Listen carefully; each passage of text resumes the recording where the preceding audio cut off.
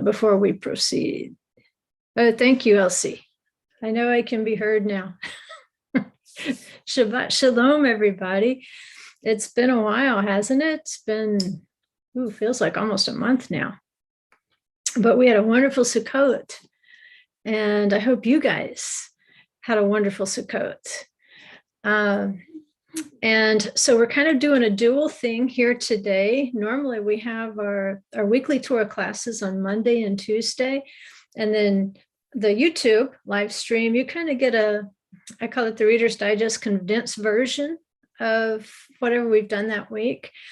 And so with our travel schedule, we were so late getting back home that what I decided to do was just invite everybody onto the live stream here on Shabbat. So I'll have my class who were able to log in on Zoom and participate that way. And then I've got the YouTube live stream hooked into it as well. So you're all in here together today, people who don't already have a Shabbat service. And so there'll be a little bit of delay. My class will probably notice there'll be several seconds if they're trying to look at two devices. If you're watching on Zoom, you might see one thing, and then if you're watching on YouTube, there'll be a little bit of a lag time. So you might have to decide which device you're going to use so you don't get confused hearing a very delayed echo in here, right? So it's good to be back. We had a wonderful Sukkot, and it was a long trip, but we did, take our time, see some sights, just kind of hunker down for Shabbat and enjoy the peace and the quiet and those sorts of things. And I know the dogs are glad to be home, so don't be surprised if these guys start snoring really, really loud. They're as wasted as we are. I think the older we get, whether we're animal or human, the more we like our routines and the more we like our own bed to sleep in, and we like for that bed to stop moving. And so they're having to, well, they're not having to do anything. They're just laid out here on the bench beside me right now. So that's why I'm not going to be surprised if I start hearing snoring here in a few minutes. So let's get started. What I'd like to do is what I wanted to do for you at the Sukkot camp. I was doing a teaching on the priestly blessing from the Song of Songs, and because of the Wi-Fi situation and everything, it didn't get recorded. And so my class didn't get to hear it unless they happened to be on there live. And you guys, of course, didn't get to hear it because I didn't have any way of uploading something that I didn't have a copy of. So that's what we're going to do today. We're going to play catch up today. We're going to go back and we're going to do this lesson on the priestly blessing. And then next week, we should be not just back on the track, but chugging down the track on our Shwar portions. And what I really love about this lesson is I learned so much in preparing it. I kind of, we've been in a congregation since the late 90s, I guess. And we just kind of got used to the priestly blessing being a part of the service. And over the years, maybe I quit thinking so much about the significance of the priestly blessing as a part of the service. And so it's like, they said, stir up the gift that's within you. Sometimes you need to stir up your thoughts. That's always the risk. When you do something over and over, you stop questioning, you stop thinking, you stop looking for significance, you stop reminding yourself, why am I doing this week after week? And so here at the turn of the year, I thought this is a great time for us to look at the priestly blessing, because I think probably most of you on here were able to watch the video that we did with the temple wall, behind the temple wall. And so this lesson is going to hook right onto that. What's behind the temple wall. We looked at the windows and the lattices and so forth. And now we're making this transition, and we're going to go from what's behind the temple wall. We're going to look at the priestly blessing, which occurred in the temple. Okay.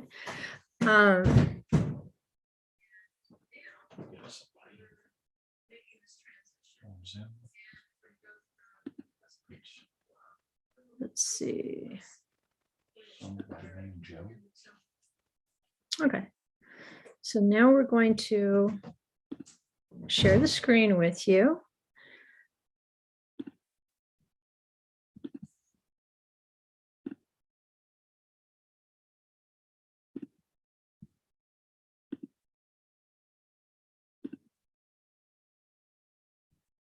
And I'll just have to kind of remind my class, if you're tuned in on Zoom instead of YouTube, if you would, make sure that you have your video turned off, because what can happen is you might pop up onto the YouTube screen, which is probably not what you want.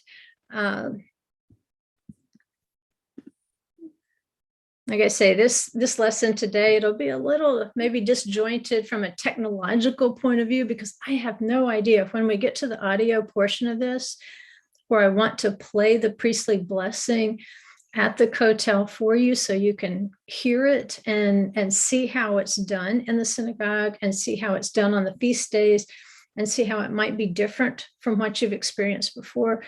I don't know if that'll go well, prayers up for it. But if it doesn't, we're just going to roll with it and just say, you know what, I could put a link on here and you can go listen to it anyway. But I want you to have an opportunity, even where you are, even if you're just watching on your laptop or watching on your phone, I wanted you to have an opportunity to respond, and to do, if you were able to go to the Western Wall at Passover or Shavuot or Sukkot, to be able to do exactly what you would be able to do if you were there at those feasts. Okay, so let's open it with some scripture. This is from Leviticus 23:33 through 44. It says, "Again, the Lord spoke to Moses, saying, speak to the sons of Israel, saying, on the 15th of this 7th month is the feast of Sukkot for 7 days to the Lord. On the first day," I'm trying to move some things around here where I can see, "on the first day is a holy convocation. You shall not do any laborious work. For 7 days you shall present an offering by fire to the Lord. On the 8th day you shall have a holy convocation and present an offering by fire to the Lord. It is an assembly. You shall not do any laborious work." And then he goes on, he says, "These are the appointed times of the Lord." So he's starting here with Sukkot, the Feast of Tabernacles. And now he's going to go through it again. You'll get some details the second time through. And the thing to remember about these appointed times is their prophecy. So when he says, "These are the appointed times of the Lord," there's some prophecy in here that we should be paying attention to. Not just let's go through the motions again this year, but he says, "You shall proclaim them as holy convocations." Somebody sent me an email this week, like, how can I proclaim the holy convocations? Do them. What you were doing is a proclamation, as long as you're not hiding what you're doing. If you just ask for a week off to go camping in the fall every year, then nobody knows. That's not a proclamation. All it's proclaiming is you're going camping once a year. But if you tell your boss, or if you tell your coworkers or your replacement for the week, or your substitute, look, we celebrate the Feast of Tabernacles each year. And so I need off this time. I need off these days each year. And I particularly need them this year, because these are the appointed times of the Lord. These are his holy convocations. When you're not hiding what you're doing and you're proclaiming what you were doing, it doesn't mean you have to go out and be all self-righteous. And, if you don't accommodate me, I'll do this, or I'll get mad and take my toys home and we'll play. That's not the attitude of Sukkot. That's not the attitude of Passover. But you can very humbly proclaim these appointed times by not hiding what they are. It's not just a week off or 10 days off in the fall. It's not just a day off in the spring. It's much more than that. So you don't hide them. You proclaim them by what you're doing. You present offerings by fire to the Lord. Yes, it will cost you something. People will have something to say about it. They'll question it. They'll roll their eyes. They'll try to convince you you're on the wrong track, that, why are you doing this when you should be celebrating a time when somebody was born in a manger and he was born to Christmas songs. Okay, set all that aside and say, okay, if I'm going to present my offering by fire, then I should expect people to maybe taunt me if I proclaim a holy convocation. I should expect people to be skeptical. I should expect people to try to throw roadblocks in my way if I don't hide behind a camping trip once a year, right? So the offering comes by fire. It's going to be hardship for you to be able to make it to Sukkot. It's going to cost you something. He says your burnt offerings, your grain offerings, sacrifices, drink offerings, each day's matter on its own day. Remember the apostles talk about, have been poured out like a drink offering. So you're going to be a burned offering. You're going to be a grain offering. You're going to be a sacrifice. You're going to be a drink offering. Each day's matter on its own day, besides those of the Sabbaths of the Lord.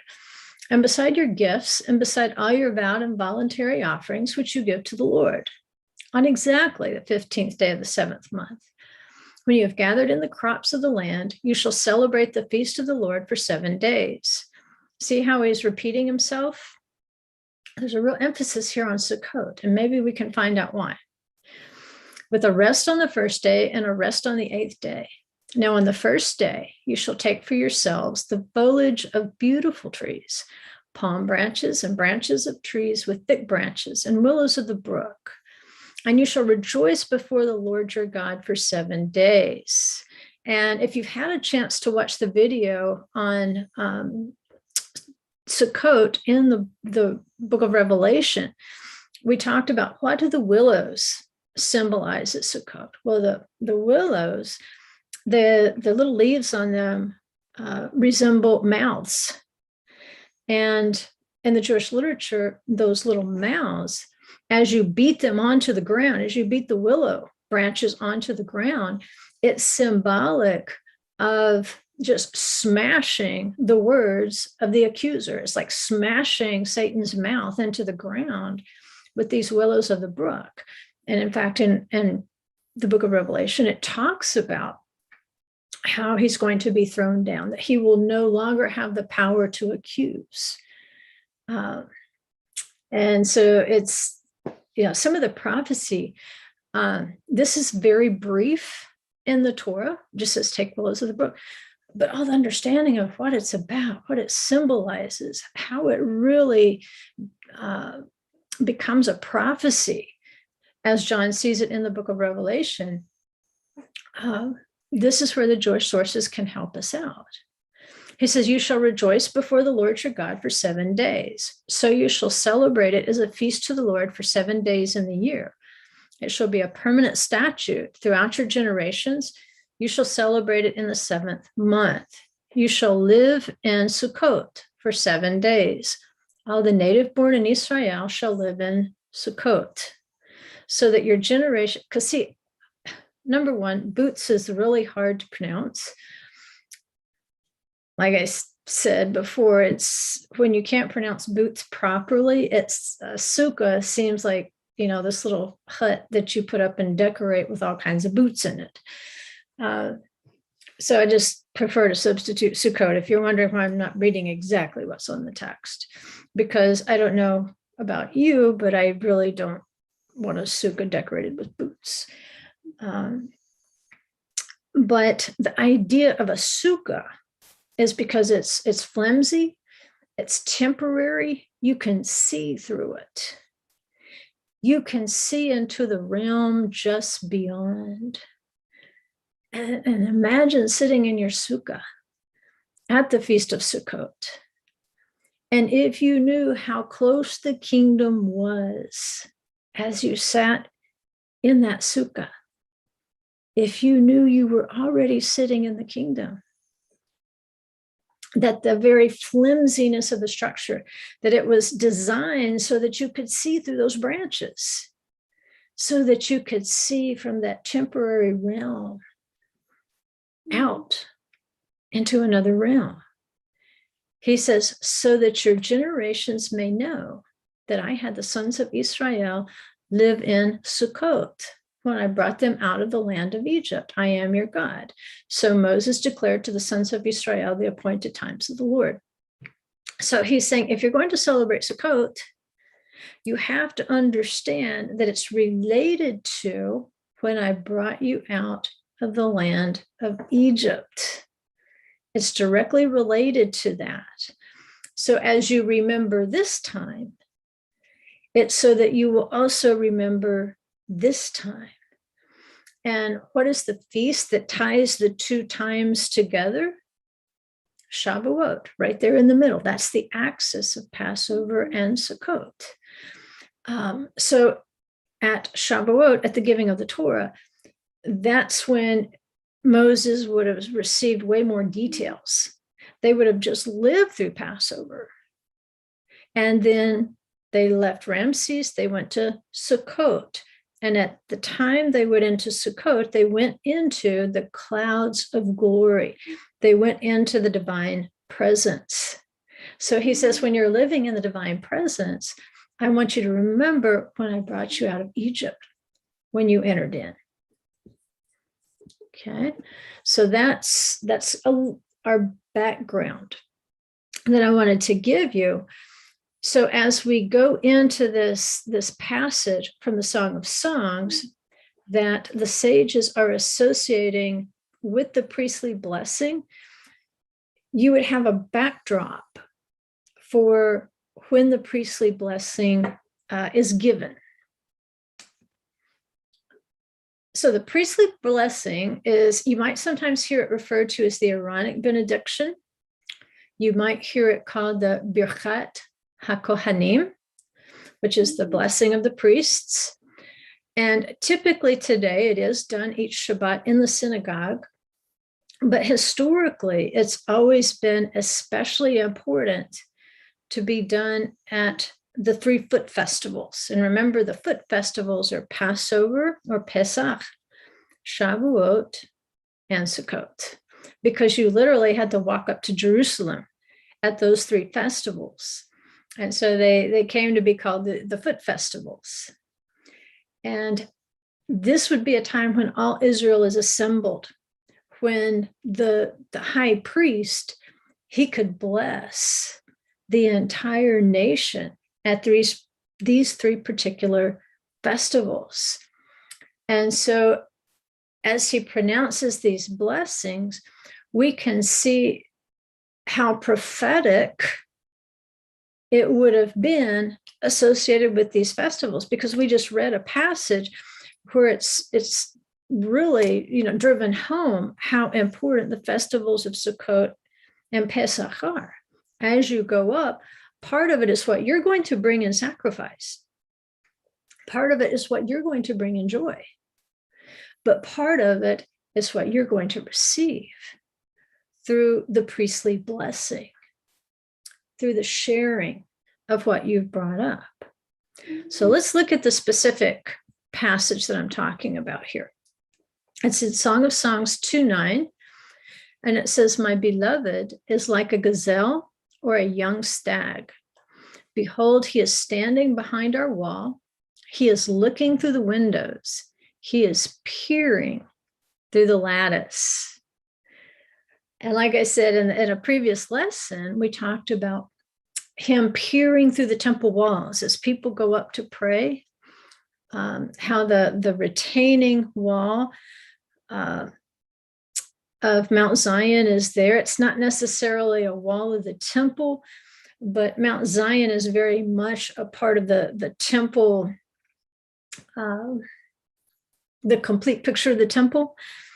And so it's surrounding the holy hill is what it's doing. And so it talks here about, or in the last lesson, about how that presence is still there. And that's why so many people from so many nations who may not even understand what they're doing, they want to go up to the holy hill. They want to pray there because of the presence that rests there. So as we take it one step farther into the priestly blessing, this is the scripture that we're working with, where it says he is looking through the windows and he's peering through the lattice. So remember, windows and lattice. And even though they're two separate things, they're both structures that you would look through and you could feel as though you're part of what's on the other side. See, we looked at the sukkah and said, okay, it's intentionally, you build it very flimsy so that you can see the stars through the roof, through the branches on the roof, so that you can see out. And it gives you the sense that you're looking through windows, that you're peering through the lattice into that other realm of the Garden of Eden, basically the third heaven. And so working with that particular text, he's standing behind our wall. He's looking through the windows. He's peering through the lattice. So 3 parts. He stands behind the wall. He's looking through the windows and he's peering through the lattice. What is he doing? In fact, what are these things? Well, the Midrash to the Song of Songs on this verse suggests that one of the windows that Elohim is looking through is the space between the shoulders of the Kohanim, or the priests, when they stand together in the synagogue pronouncing the priestly blessing. So if you've never been in a synagogue before, you'll have to try to imagine what it looks like. And this would be an Orthodox synagogue. I'm not sure exactly what would go on in a conservative or a Reform synagogue, but in an Orthodox synagogue. And by the way, this is a good thing for you to know. If you ever visit the Western Wall, technically, it's a synagogue.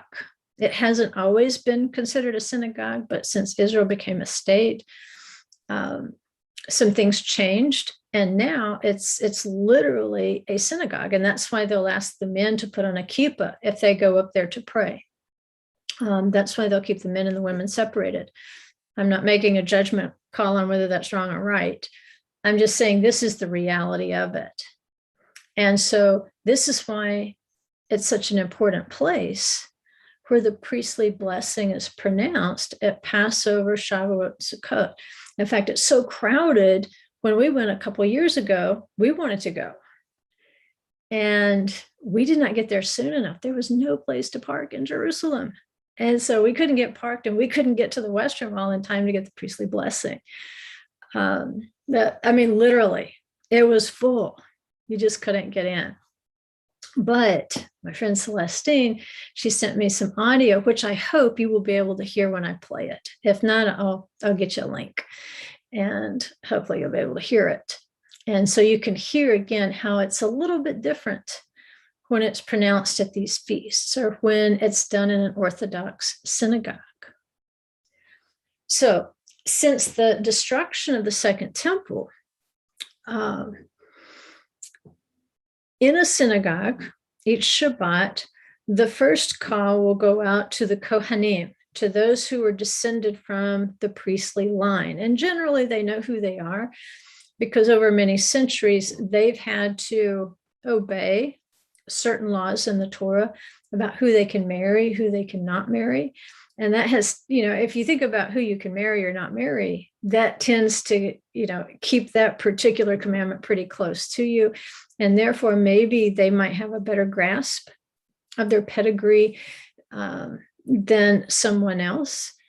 But the Kohanim, the priests, those descended from the priestly line, and the Levites or the Leviim, if they're in attendance, they will be given the honor of coming up and pronouncing the Birchat HaKohanim. If there's no Kohen in the synagogue, then it could pass over to a Levi. But in general, there will be at least one Cohen in the synagogue. It does not mean he's the rabbi of the synagogue.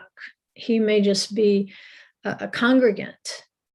But even if you're not a rabbi, if you're a Cohen, then you have to know this procedure, because anytime you go to synagogue, you might be called up in order to do this procedure, because remember, it's the sons of Aaron that are supposed to pronounce the blessing.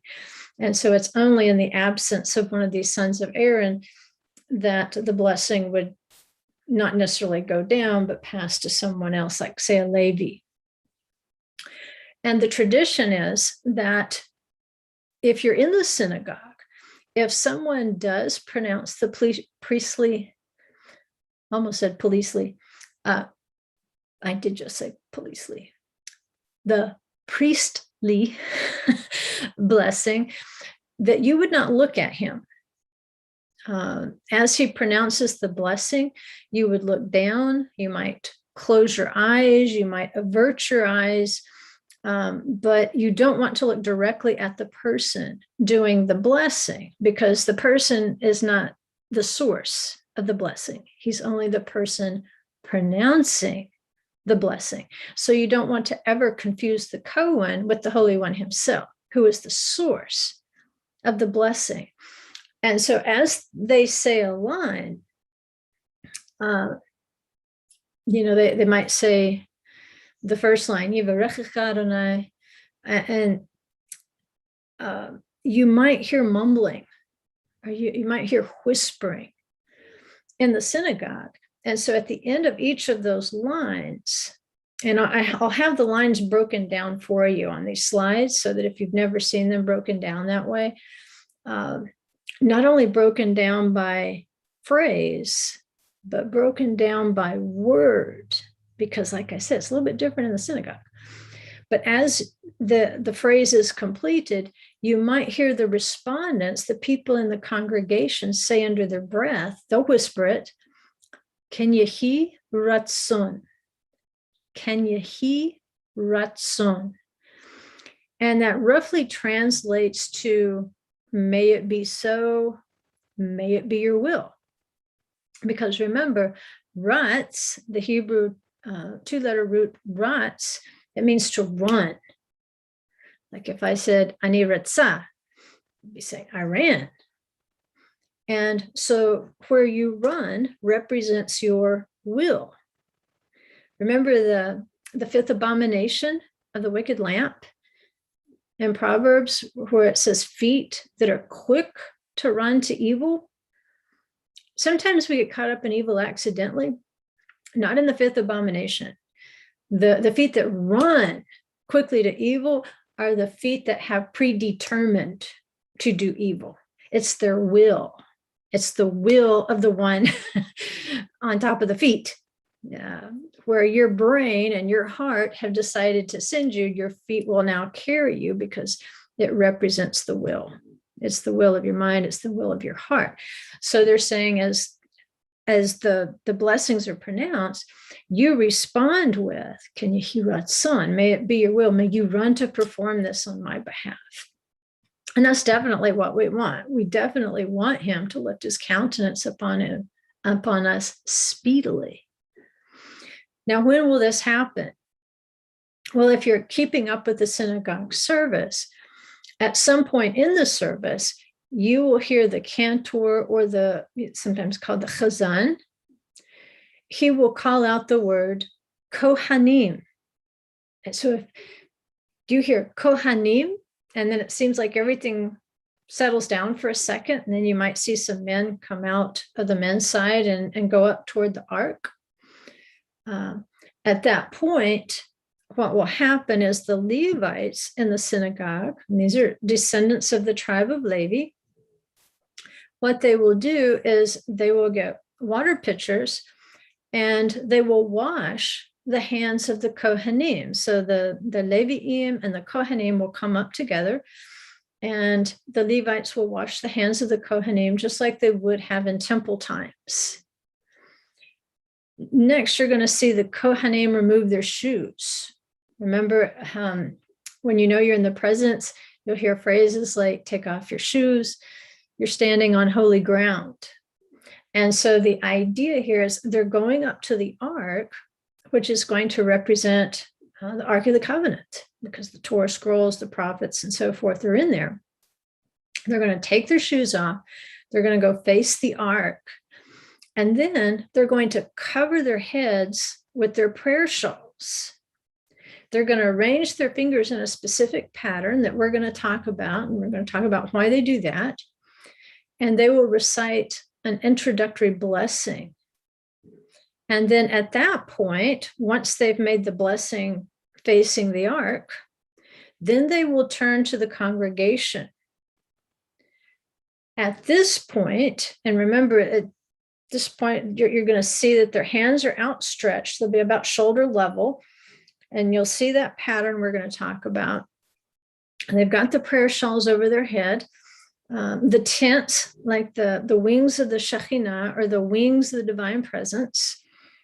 And then the chazan, or the cantor, he will call out each word of the blessing one by one. You won't hear the full phrase that maybe you're used to hearing. Instead, it will be word by word. And as the leader speaks out the word, the Kohanim, it might be one, it might be 10 Kohanim up there. If you're a Kohen, you go up. They're going to repeat that word after him. In temple times, I guess there would have never been any question that a Kohen would know the words and know how to pronounce them. But, the farther we get away from the temple service, the more likely it is that you might have a Kohen in there who really doesn't know the procedure. And so he'll call out the words one by one. The Kohanim will repeat the words of the blessing. And then afterward, they'll turn back to the ark again, and there'll be some concluding words, and you'll be able to see those. And in general, Numbers 6, 22 through 27, most people are familiar with this, even if they're not really biblically literate. They've probably heard this blessing somewhere. And so the preamble is, then the Lord spoke to Moses, saying, speak to Aaron and to his sons, saying, thus you shall bless the sons of Israel. You shall say to them. And here's the text of the blessing. The Lord bless you and keep you. The Lord make his face shine on you and be gracious to you. The Lord lift up his countenance on you and give you peace. And then there's this concluding matter where it says, so they shall invoke my name on the sons of Israel, and I then will bless them. That's pretty cool. If they invoke his name upon the children of Israel, then he will bless them. It's kind of a cause and effect sort of thing. But that helps you to understand why you're not supposed to look at the Kohen or the person pronouncing the blessing, because he's the vehicle, he's the mouthpiece. But you don't want to look at him as the source of the blessing, because he says their job is to invoke my name, and my job is to bless them. And so if you've never had the priestly blessing pronounced over you before, you don't know what you're missing. It's truly a blessing. I mean, literally a blessing. And so, again, like I said, you'll notice that the Kohanim, they will cover their heads with the prayer shawl when they do this particular blessing. You might also see people in the congregation covering their heads or faces with a prayer shawl, so that they're not tempted to look at the person as the source of the blessing. And this picture I've got up here, this again is at the wall, the western wall. And what I wanted you to see here is, if you don't know what you're looking at, it does look like a bunch of people in white sheets. But I want you to take a careful look at the picture. And if you'll notice, the men's backs are to the wall, and their hands and their fingers are out in front of them, and they're pointed away from the wall, not in the direction that we would think. Just by, first glance at the picture. You have to take the second and the third glance to see exactly what they're doing right there. Because if they were just praying, they would be turned the other direction. How do we know they're doing the Aaronic benediction?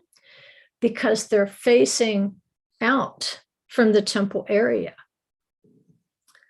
And so this tells you that this picture was taken during the time of the priestly blessing. And so every Cohen, apparently, that could get crowded up in there next to the retaining wall, they pull them up there, and then they cover their heads, they'll turn around, and then they would turn out and they would bless the people who would be farther out from the wall. You can even see that little boy's head. If you'll look, there's a little boy's head. You can see his little kippah sticking up in there. And you can kind of see which way he's facing. And even if you didn't know that their hands were outstretched, it would still tell you, well, they're not facing in the direction I thought they would be. I thought they were praying. Well, they're not just praying. These guys are blessing with the Aaronic benediction. And the Holy One says, in some mysterious way, what happens is with this blessing, the sacred name will be placed upon Israel. And then he blesses. And the traditional way, and if you've not joined us for the lesson of Jerusalem itself, and how the Hebrew letter Shin is just superimposed on the city of Jerusalem through its valleys. You've got the Kidron Valley over here, you've got the Hinnom Valley over here, and then it's really hard to see the middle one, but it's theirs. It's more built up than the other two. The other two are still valleys. The middle one's more built up. So unless you've got a good aerial, like a drone view, it's a little harder to see, but it's still there. The Hebrew letter Shin, which means teeth, it's superimposed right down upon the holy city. So when he says the place where I will put my name, well, part of that understanding is there is a Hebrew letter Shin, literally stamped onto the city of Jerusalem. And so it's this particular letter that the Kohanim will form with their hands. And that particular letter, if you'll look on any normal mezuzah, I know there's all sorts of artistic ones out there, but if you'll look on a normal mezuzah, there should be a Hebrew letter Shin somewhere on it. Even if it is a very creative, mezuzah, you can still usually find the Shin. What is that? That, again, is the holy name stamped, sealed onto that home. It tells you who they serve. And of course, it stands for El Shaddai.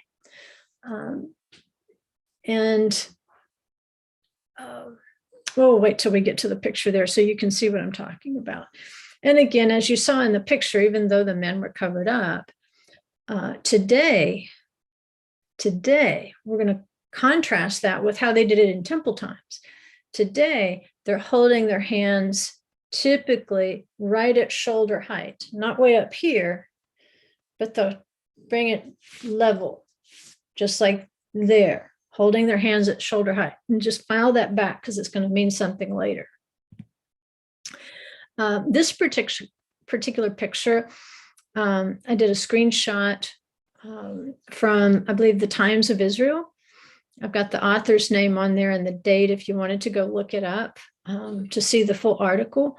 But what this is an artist representation of the priests performing that priestly blessing. there at, I assume, at the Western Wall. I cannot remember what particular occasion this was on, but it says April 7th, 2017. And I think this is when they did a reenactment, possibly of some of the temple services associated with Pesach. But what I want you to see in the picture, it's not just a random picture. I want you to see that as the priests are standing there, notice, number one, that their hands are held different ways. Right? You're going to see a couple of them. Well, let's see. Well, the one to the left, I'm assuming it's left, that it didn't mirror.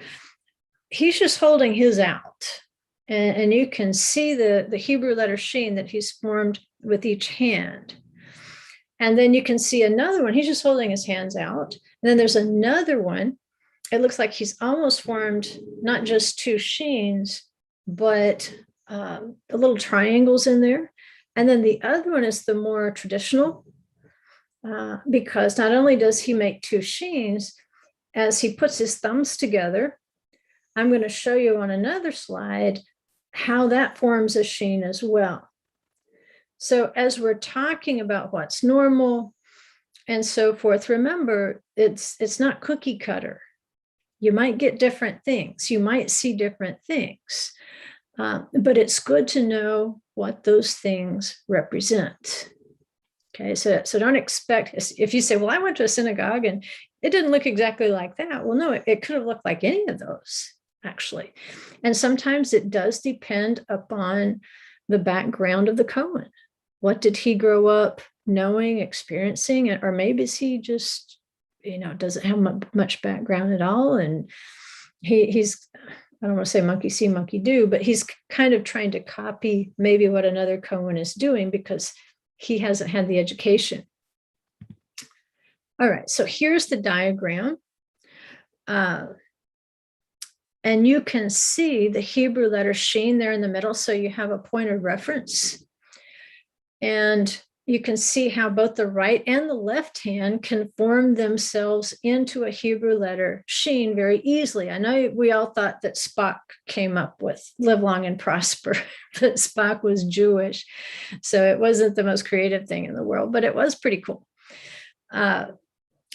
But also you can notice once he forms two Shins, using each hand for a Shin, if he just snugs his thumbs up together, he creates another one. He can create a Shin within a Shin. And how does that happen? Well, you count the physical space represented by the hands themselves. And then you also count what, if you were a book publisher, you would call it white space. If you look at the slide, there's white space on the slide. And so you can actually make, you can make objects or outlines or whatever, not just with the physical space, but you also make it with the white space. And if you've ever read a Becky book or Creation Gospel book, you'll see, get an idea when the formatting of a book takes place, how important it is that there's sufficient white space on a page of a document, or the human brain kind of gets overwhelmed with a sea of words. You're just like you're floating in words. And so we've modified based on some research so that we're offering the reader plenty of white space so that he doesn't become discouraged or fatigued and say, oh my goodness, I can't take more than a paragraph of this because this paragraph goes on forever. You incorporate the white space, which is very much part of the message of the book. It's what you can't see sometimes that keeps you from becoming fatigued, right? And like I said, if you look at this position that's on the diagram, if the priest just kind of brings in the index fingers and also touches them together, you might see that. I've seen that more than once, and it almost looks like a little triangle when they do that. But the idea here is, in some way, create the Hebrew letter Shin, which represents El Shaddai, the name of Adonai. How are they putting the name upon us? Well, one way is going to be through the Hebrew letter Shin. And in fact, let's go back right here, getting ahead of myself.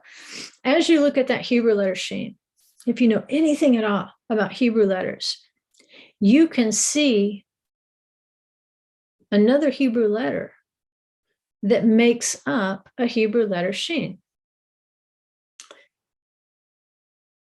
And it's the Hebrew letter Vav. Vav. And a Vav is just kind of a peg. It's kind of pretty much a straight line. It's got a little kind of curve at the top, but pretty much a straight line. And a Vav is a nail or something that connects. It's like a peg. It connects this thing and that thing. It also has a value to it. Like Psalm 119, Hebrew letters are used in place of numbers. You'll see this sometimes in Scripture. And so instead of having 1, 2, 3, 4, 5 in Psalm 119, you'll have Aleph, Beit, Gimel, Dalet, He, Vav, Zayin, and so forth. And sometimes they form acrostics to help you remember the verses. In this particular case, the Vav has a value of 6 because it's the 6th letter of the Aleph Beit. So if you want to use shorthand to write a certain number, you can substitute Hebrew letters. In fact, you might see that maybe on a Jewish calendar or something. So the Hebrew letter Shin, now hold on to your britches right here. The Hebrew letter Shin is made up of Vav, Vav, Vav, and they're connected at the bottom. And what that would come out to is 6, 6, 6. 6, 6, 6. And you're saying, oh my goodness, I always knew it was demonic. No, it's not demonic. Because if all you saw was the 666, then you would only be seeing the physical representation of that letter. They form those particular symbols with the hand so that, yes, you can see the 666 on each hand. But what you're also supposed to consider is the white space, because if you consider the white space, then all of a sudden it's 6, 6, 6, 6. There's 4 6s instead of 3 6s. And if you add the 4 6s of the white space to the 3 6s of the physical space, then you have 7 6s. Now what you have formed is a menorah, a 7-branched menorah. And because a menorah represents spirit, and because a menorah connected the heavens with the earth, with the spirit of the heavenlies with the earth, and you saw that in the tabernacle. They had to light the menorah every night because it had to burn through the night. And it had 7 branches. And so the thing to remember as they're holding up these hands, don't just count what you can see, count what you cannot see, because heaven is what you cannot see. One day you will see, but until the day you will see, then you still have to see what you cannot see. And so that's how the name, that's one way that the name is placed upon the children of Israel. They have to see more than 666. They have to see the spirit shining through it. What did Paul say? The letter kills, but the spirit gives life. Without the spirit, the letter kills. With the spirit, the letter gives life. If spirit leaves your body, you're a dead person. If you're nothing but a spirit, you're a dead person if you were created to be a human being. But if you put the spirit and the body together, now you're a living creature. And that's what we're going for here. The living creature, not just of substance, but also of spirit. And if that doesn't make sense to you, then I want you to go back, and anybody can find it in the YouTube videos. It's not marked private. You can go back to the year 2019. It's Torah portion number 46, and it's called Ekev, the Torah portion Ekev. There's a part 1 and a part 2. And the title is, What's Inside That Box? 666 and the Grace We Missed.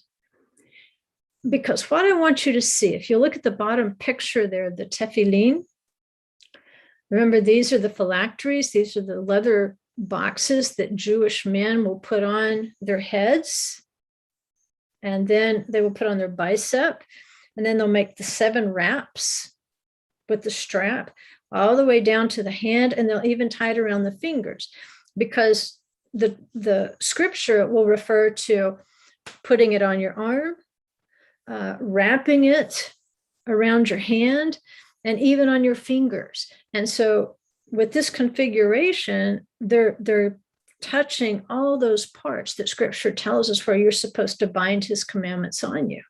The one on the bicep, it'll point inward toward his heart. But there's also one called a shel rosh. And the shel rosh, which means of the head, it has a little bit different configuration. And if you look at that bottom picture, you can see what's different about it. Instead of the normal Hebrew letter Shin, which would look like a 666 joined at the bottom, the one that goes on the head has 4 prongs. It would be 6666. And again, what is that doing? When a Jewish male puts on his tefillin, when he puts on the tefillin on his head every morning when he prays, except for Shabbat, they don't lay tefillin on Shabbat. But when he puts that on his head, it reminds him, as I keep these commandments throughout the day, I have to remember it's not just the letter of the Torah, it's the spirit of the Torah. That's what those 4 prongs of the Shin represent. So you've got the letter and the spirit and how it works together. If you're going to serve El Shaddai, it reminds you, then you have to engage him not just in the word of truth, but in the spirit of truth. That's what that's about. So now, as you go back and you look at the Shin and see the priest there trying to form that Hebrew letter Shin, and then you see how he's with the white space. You can imagine, if you print it out, you could probably take your marker and mark off where you see the white space, and you can see the 4-prong Shin now with the 3-prong Shin. And it reminds you, when this priestly blessing comes upon me, I am being blessed with his name, not just by the physical speaking of the name, but with the power of the spirit that he is, which is just so cool. Now, the idea here, remember the Kohanim in the synagogue, they'll go stand before the ark. And I'll show you a picture here in a minute of the blessing at the wall. And you can see the ark standing down there in the sea of people. But the Kohanim, they will stand before the ark to recite the blessing, because his word represents Elohim himself. In the book of Revelation, Yeshua is called the Word of God. And so that's the physical word. But there's also a spirit that word represents, just like with the hands. And so the Kohanim, remember, they'll first face the ark, and then they'll turn around and they'll face the people. The idea is, as they stretch those hands out and form the Shin, then they're making lattices. Remember how he's looking through the lattice. He's peering through the lattice. Well, they're making this lattice of their words. And what's happening, remember, the divine presence spoke from between the two cherubim at the ark. And so behind them is the ark. And so it's like his voice is coming through them, going through their hands, and going out to the people. So from the divine presence resting over the ark, his voice coming between the two cherubim, going through the priests, going through the lattices, and he's looking out at you. He, in effect, and this is why you don't look at the Cohen, the Holy One himself is speaking to you. The Holy One himself is blessing you through his word. And they say that the divine presence descends and stands in the congregation, which is based on a psalm. So the sources add to this idea of the windows and lattices, that they're formed by the spaces between the Kohanim and during the blessing, like looking through the lattices of his hands. And this is what they're saying, that it's like the divine presence looks through the fingers of the Kohanim during the blessing, and he's looking on his people in the most direct way at that time. And there's a reason for this. It means more than you think it does. It means way more than you think it does. And you're going to love it, by the way.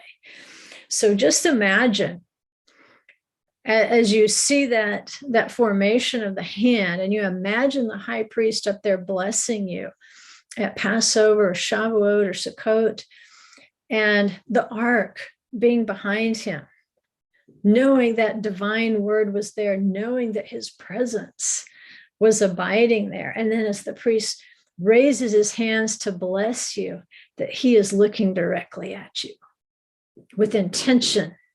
And that's why you say, Ken Yehi Ratzon, may it be your will, to do exactly as you have said. Now, we know in ancient times, the priests would recite this twice a day. They had a special platform built in the temple, and it was expected that if you were an able-bodied person, that you should stand for the blessing so that it is face to face, which is how he spoke to Moses. He wants to speak to you face to face as well, even though now it's through lattices and windows for your own protection. If you were able-bodied, it's expected that you would stand for this blessing. You're just not going to look at the person. You're actually imagining receiving that blessing directly from the Holy One. And like I said, in the synagogue, the leader's going to call out each word of blessing one by one instead of by phrase, and the Kohanim will repeat it. They'll turn back to the ark, say the concluding words. And what I'm going to try to do right now, I have no idea if you'll be able to hear it. If you can, give me a thumbs up. If you can't, maybe a thumbs down or something. But I would love for you to be able to hear this. If you can't, it's okay. We'll figure out another way. But I want you to be able to hear how this is done when it's done the way that it was done on the feast days. And just imagine temple times. Israel gathered there at the temple. Imagine how many people would have even been gathered around this wall. Maybe there wasn't room for everybody to get up there. But just imagine them surrounding the holy mountain. But the high priest blessing them as this special time of the Moedim. This is the one picture where you can kind of see there's a couple of arcs. They've moved down there on the western wall. But look how many people are crowded in there. So let's try and let's see if you can hear this. And like I say, if you can, maybe give a thumbs up. If you can't, maybe a thumbs down, and we'll just have to kind of go on through it. But I'm hoping you can't hear this.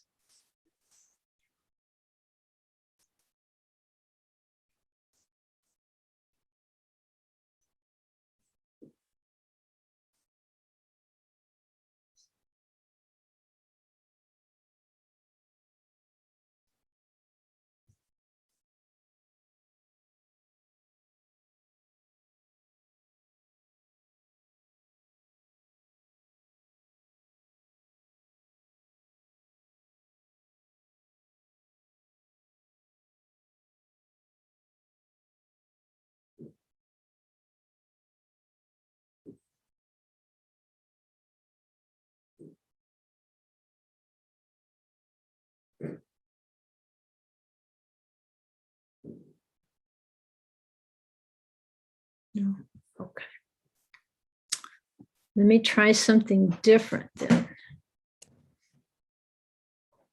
Nothing. Let me try this. This may not, there may be too much feedback, but let me try. And if this doesn't work, let me try something different then. Nothing. Let me try this. This may not, there may be too much feedback, but let me try. And if this doesn't work, let me try something different then. Nothing. Let me try this. This may not, there may be too much feedback, but let me try.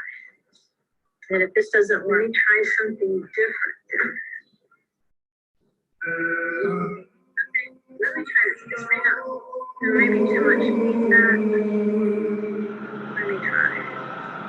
And if this doesn't work, let me try something different. Let me try this. This may not, there may be too much feedback. Let me try. And if this doesn't work, let me try something different. Let me try this. This may not, there may be too much feedback.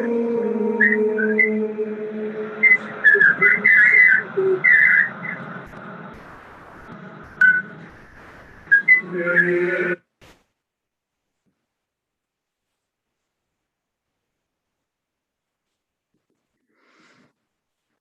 Okay, so I don't think I can get it to play where there's not a lot of background noise and so forth, at least for our YouTube viewers, because we got two different platforms going at one time. And so what I'll do is I'll try to provide a link where you can go and you can listen to it. But as you listen to it, you can still use these slides.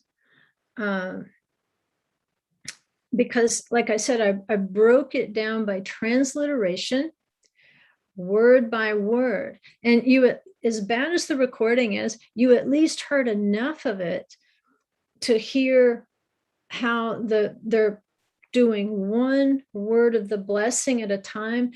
And then the people who were gathered there down in the down at the wall, they are repeating, they're singing the blessing back to the Kohen. And that's what I loved about this. It finally dawned on me how this is different in a synagogue on a weekly Shabbat. This would take place. The cantor, the chazan, he'll call out word by word, and the Kohen, the Kohanim will repeat this. So if the cantor says,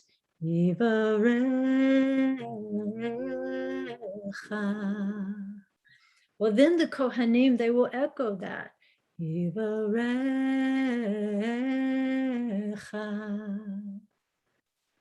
congregants don't say it.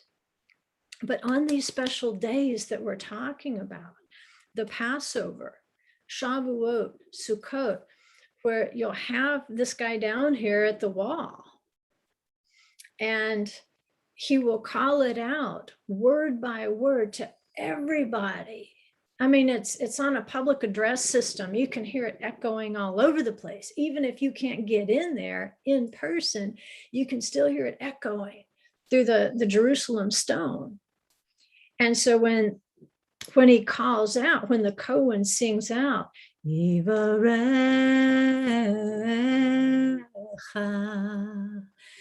you will hear literally thousands of people responding and echoing what he says. And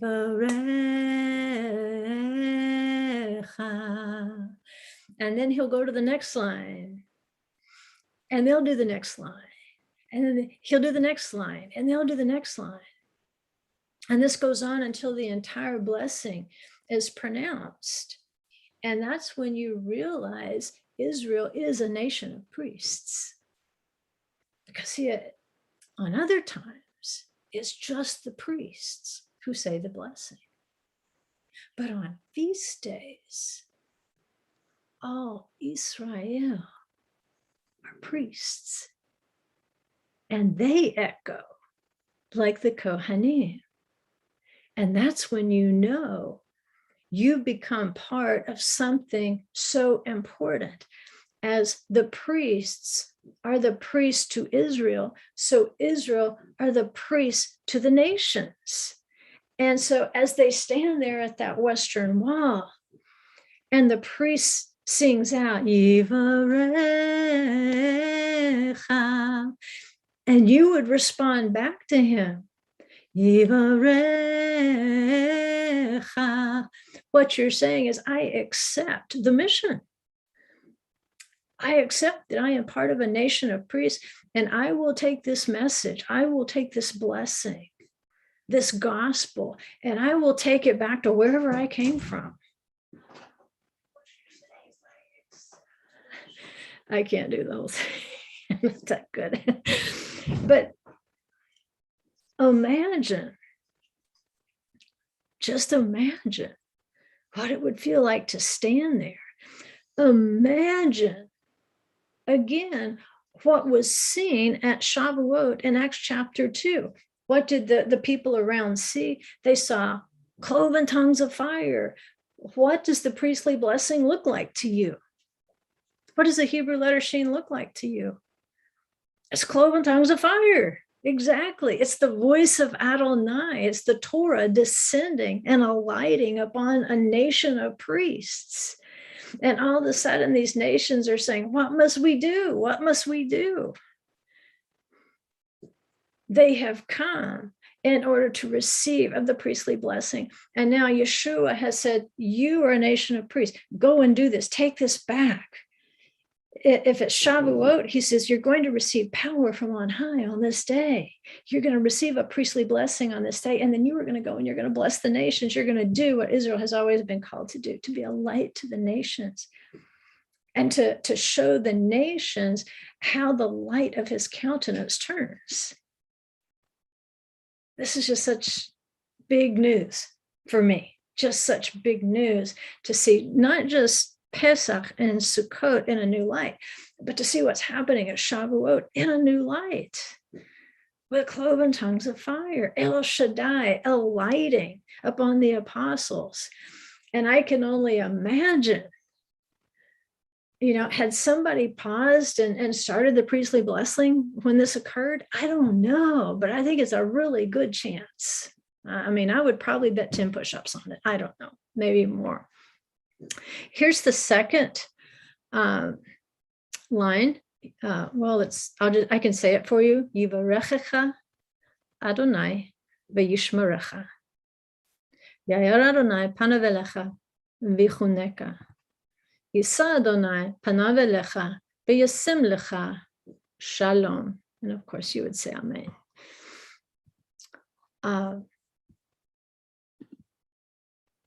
But there's two places where the divine presence stands in this verse that we're looking at, the windows and the lattices. And it's said to represent two times. In better times, it says Israel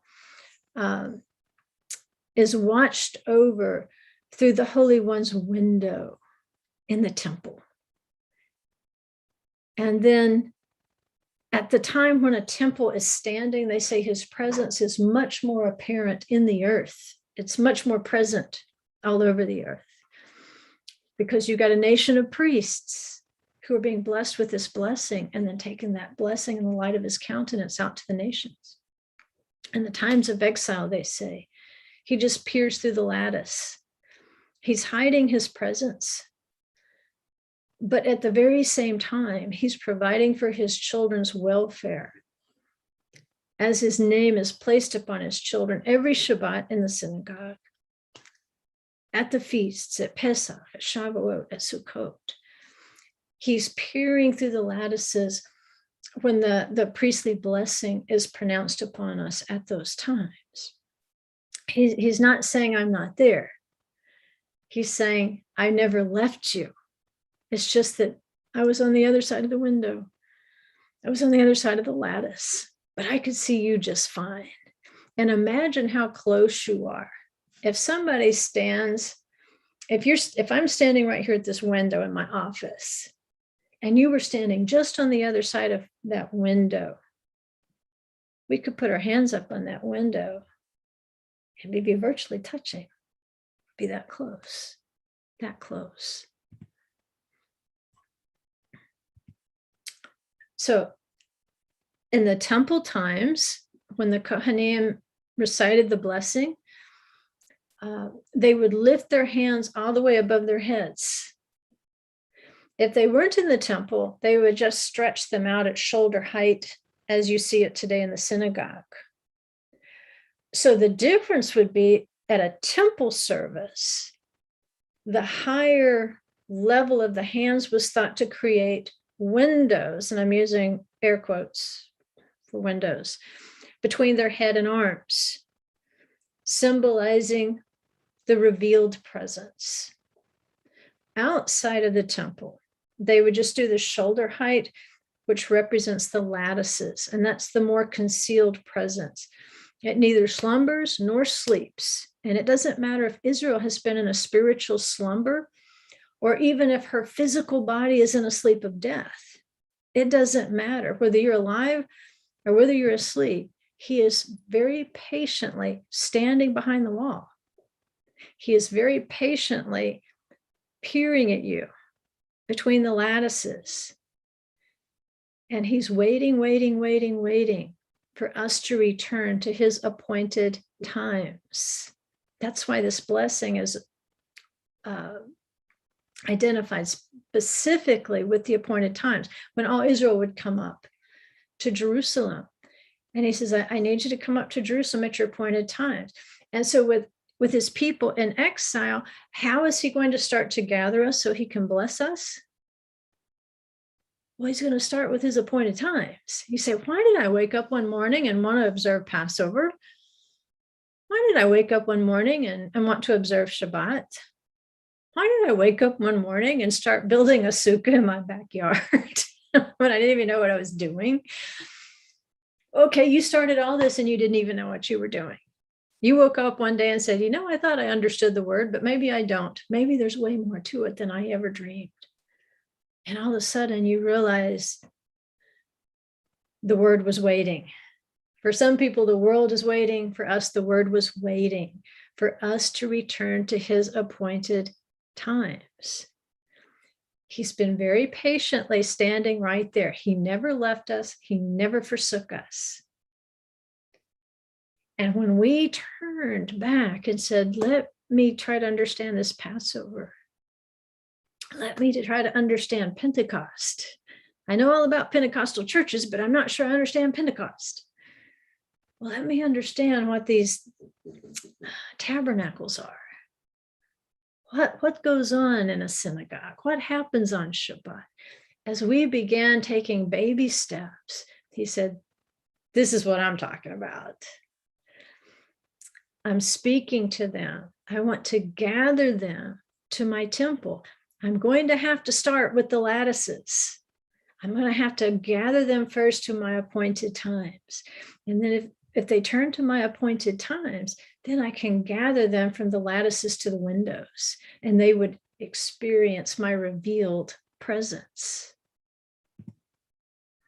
And you can kind of see the lattice work of that retaining wall there to the holy hill. And just imagine him peering through that saying, when will my children get back for the feasts? Especially since Israel shut the door the past 2 years. But here's what, this is such a beautiful quote. I couldn't help but put it in here. If you like beautiful quotes, if you love words as much as I do, and then hearing words about the word. This is a quote from this particular verse in the Midrash Rabbah. It says, your beloved has been with you through all your years of exile, only you did not know it. He was peering through your lattices so that you could sense his presence during your exile. He was seen by none, but seeing all, suffering with you and caring for you without a moment's pause. There was never a moment he wasn't there. It says, although the Father has been with Israel the whole time, it will feel as though he has come skipping over the hills and leaping over the mountains quickly to redeem them. And how many of you were just as, I don't know if we call it egocentric, as I was when I first came into the fullness of the Torah, and I thought, just because I found the Torah, Messiah must be coming back tomorrow. That's how it feels. And then as time stretched on, you're kind of glad maybe he didn't come, because there was so much left to discover, and there's still so much to discover. But when the time of redemption comes, it will feel as though time is speeding up, that he's skipping and leaping over these mountains, over these obstacles of the nations to find us.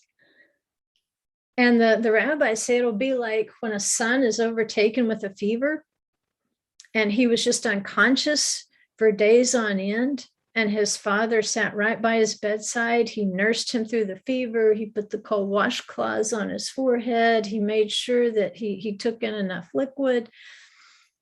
And the son was completely unconscious that the father was there. And then one day he wakes up and he says, Father, where have you been? He says, I've been right here, son. I've been through your whole illness. I never left your side. And all those years we were unaware of the fullness of his word and the closeness of his presence. He was right here by our sides, nursing us through our illness and saying, come back, come back, come back to Shabbat, come back to the feasts. Come on back, learn the appointed times. I don't want to look at you through a lattice forever. Even though we're close, we can be closer. That's the goal. And they say the winter that it talks about, it says, lo, the winter is past. The winter is the dark winter of exile when Israel is spiritually asleep.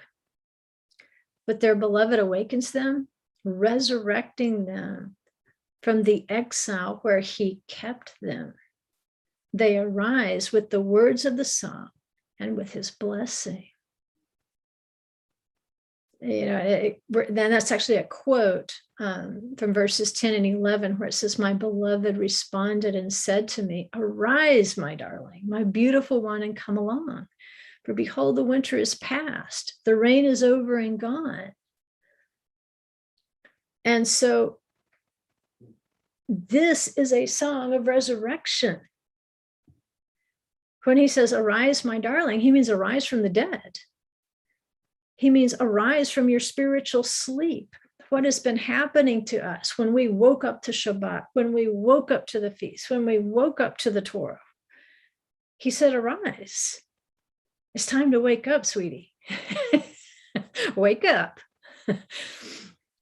I want to resurrect you from your exile. I want to prepare you for the resurrection of the dead, a time when the winter will be past, when the rain will be over and gone. And they say that the song of resurrection, with which we will all be resurrected at that time, at the time of the great trumpet, the great shofar, the song that we will arise to, that we will hear. It says, blessed is he who knows the sound of the shofar. And the song, they say, that will be sung when we hear that shofar is this: the Lord bless you and keep you. The Lord make his face shine on you and be gracious to you. The Lord lift up his countenance on you and give you peace. Now, you always knew there was more to that Aaronic benediction, didn't you? When he resurrects us, when he looks for those upon whom his name has been placed, El Shaddai, when that great shofar sounds, this is what he's saying. The Lord bless you and keep you. The Lord make his face shine on you, be gracious to you. The Lord lift up his countenance on you and give you peace. What is he doing? When he makes his face shine upon you, you are going to be graciously, through his grace, resurrected. He is going to lift up his countenance upon you and give you peace. And you know what? You won't have to rest in peace. You will live in peace at that great resurrection. And so it explains something that maybe you never thought about. If you've ever been to a Jewish cemetery and you look around at the gravestones, you can see this picture on a lot of them, not all of them, but on some of them. A Jewish gravestone will have the hands of the Aaronic benediction engraved on the stone. That's the expectation. That when you hear the sounds of that blessing, the sound of that song, that you will burst out of that grave, that body will be reformed, your spirit will be placed back into that brand new body. And his face will shine upon you. It will be gracious to you. It will lift you up and it will give you peace. I'll tell you what, I haven't ordered my gravestone quite yet, but when I do, or whoever orders my gravestone, I tell you what, that is not bad in terms of what would you want people to know about you? Well, this symbol right here, if they could know the story behind it, it would tell them that I 100% expect to be resurrected from this grave. I 100% expect him to bless me because his name is on me. In this case, with the gravestone, the name is literally on the person. That's just mighty clever. But I mean, that'll preach. You can preach that. You could take people into a graveyard and you could preach Messiah by just having them look at this symbol and explaining to them what it meant. Since we know the audio won't do double duty, I'm not going to try to play this for you, but if you will key into YouTube Aaronic blessing, Rico Cortez, Wisdom and Torah, you will hear Rico's rendition. He has a beautiful rendition of the Aaronic benediction. And let that play. Let it play more than once. I know they don't loop, but let it play more than once. Let Brother Rico's just beautiful voice, let those words penetrate your spirit. Let it get into the white space. And think of the resurrection. Think of you coming out of your exile of spiritual slumber. Awake, you sleeper, arise from the dead. And think of all the beautiful things he's shown you so far. And how many beautiful things are still waiting now that you're starting to wake up a little bit. He's stirring his nest in you, stirring you. He doesn't want to scare you. You know what happens when you scare people out of a dead sleep? He's not doing that.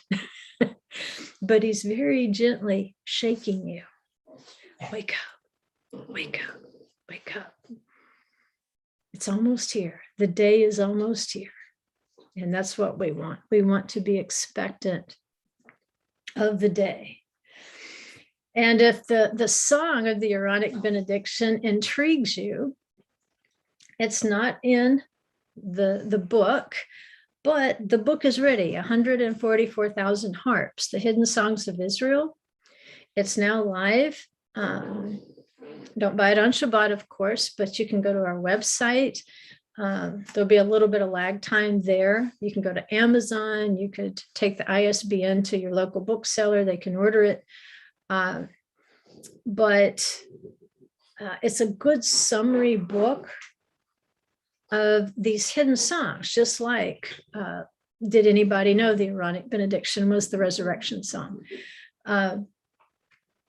There's so many songs that we read through them, but we don't really know their full context. And so that's what 144,000 Harps does. It's a collection of 10 songs and the story behind them. So if you have a chance, and plus, if you ever needed a reason, when people say, why should I read the Torah portion? Isn't that man's tradition? Isn't that vain repetition? Of course, once you stop laughing, and you can't laugh in their faces, but once you stop laughing inside, you could say, try this book and see if this changes your mind about reading the Torah portions. Because truly, Torah portions are how we send the roots down instead of out. Because so many people, they read, get information, and sometimes they just end up meaner and nastier than they were when they started, because the roots are going out, they're spreading out, but they're not going down. They won't necessarily be like a tree planted by rivers of living water, because any little wind of doctrine just messes them up.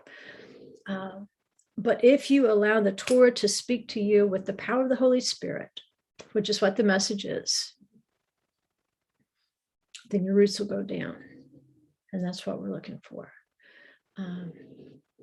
And it's just an ancient, time-proven method of sending your roots down.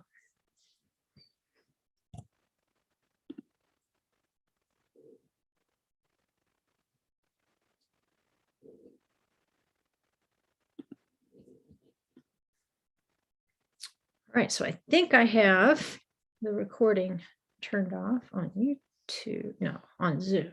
I'm still with YouTube. I am not good at this, am I? At any rate, I didn't want to let another weekend go by, where we couldn't visit a little bit and have some sort of interaction. And so I thought this would do nicely. And I knew I couldn't help myself from getting excited about it. And I thought, well, it was a good thing it didn't record the first time, because maybe I'll get better the second time and not be distracted. But share this. I'm not much of a self-promoter. I just tend to think that, the Spirit will send who's supposed to come, and open ears that are supposed to be open. I'm typically not big on just going out and recruiting an audience, but I think that the content of this message is so important to believers especially. It's so important. And if you have a fellowship, if you have a congregation, encourage the leaders, or if you are the leader, even if you're not a Cohen, even if you're not a Levi, you can still do the benediction, even if you just do it in English. Even if you have to read a transliteration, this is a weekly Shabbat reminder of who we are. And if we can't make it to the Western Wall to repeat these words after the priest at Passover, Shabbat, Sukkot, which we haven't been for the last couple of years because of COVID, if we can't make it there, then what can we do? In our exile, we can start rousing people out of their sleep with this and say, hey, I want you to hear the resurrection song, because blessed is he, blessed is she who knows the sound of the shofar. Imagine, whether we're alive or whether we're dead, doesn't really make any difference. We're still alive. And Yeshua, when we hear this song, we're going to know it's time. It's time to go. And I don't think we're going that far. It's like Yeshua said, the kingdom of heaven is upon you. I think we'll just wake up. We'll just open our eyes and see it. What we've only been seeing through the Sukkah, just on the other side.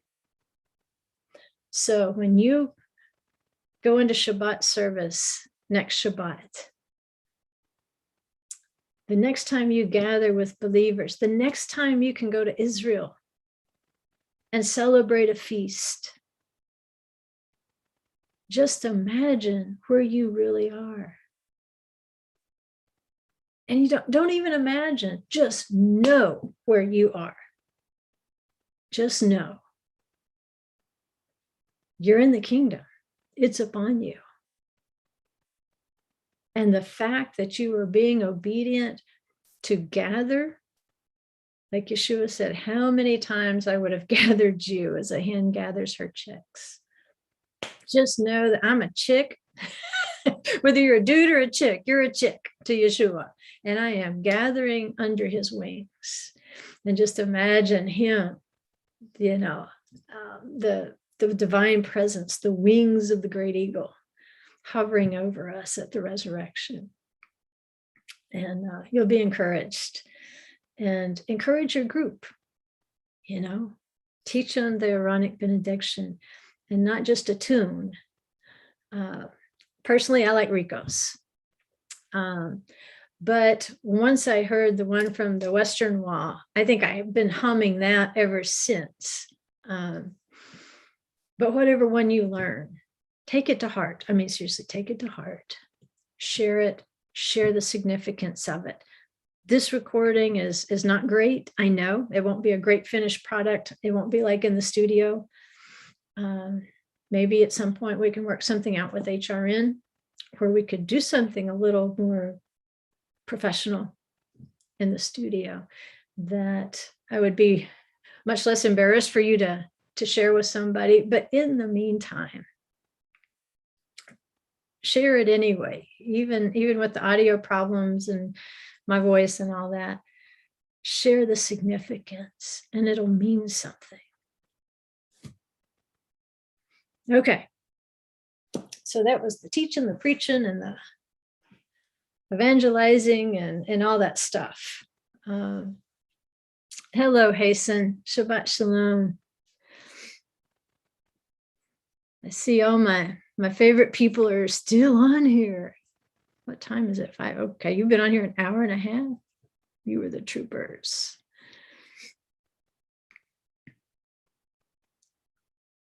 Yeah, been missing you guys. I'm just scrolling through, looking at the names. I know I can't call them all out, but we have missed you. I wish you had been with us on the road, not necessarily in RRV, but on the road with us. We had a wonderful Sukkot, just awesome. And what better Sukkot than to have Sukkot in a vineyard, right? You really do get some stuff being in a vineyard that maybe just don't get somewhere else when you watch that process that has to go into developing the grapes and getting the juice and so forth out of them. It was a pretty great time. And a shout out to Alan, i.e. Big Daddy, who did most of the driving on the trip. Wasn't easy, especially when all the sewer pipes and stuff ended up on an interstate in Colorado somewhere.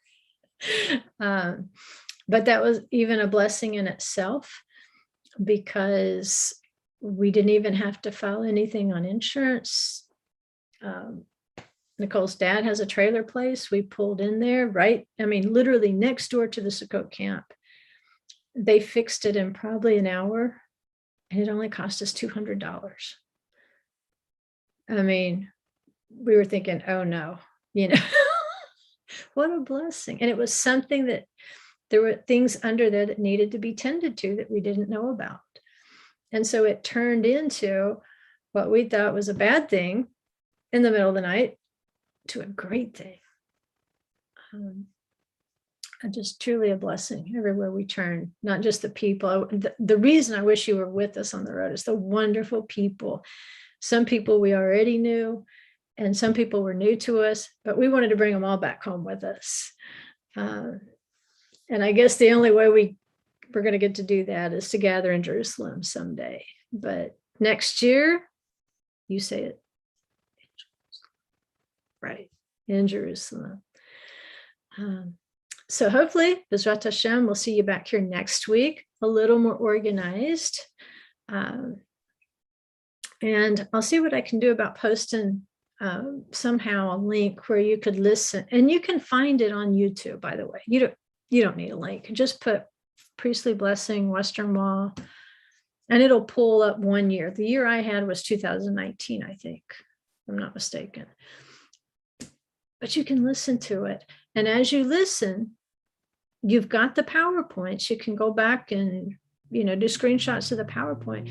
You can listen with your ear and with your eyes. You can repeat with the people and just keep doing it. And just keep doing it till it gets in your spirit. Okay? All right. Love you guys. Shabbat Shalom and Shavua Tov to some of you.